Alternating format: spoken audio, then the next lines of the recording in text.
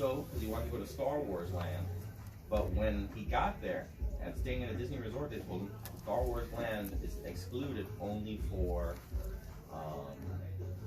request only. So he says, okay, well, so I can't go today. What do I have to do to request? We just gotta either be one of the first in the queue.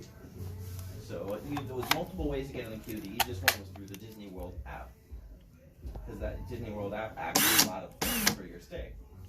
And he woke up at 6 o'clock, he's hitting it, and it's sold out. It's like a PlayStation 5 thing, but he can't go to Star Wars Land. You got it out for the PlayStation 5, huh? Well, that's an example.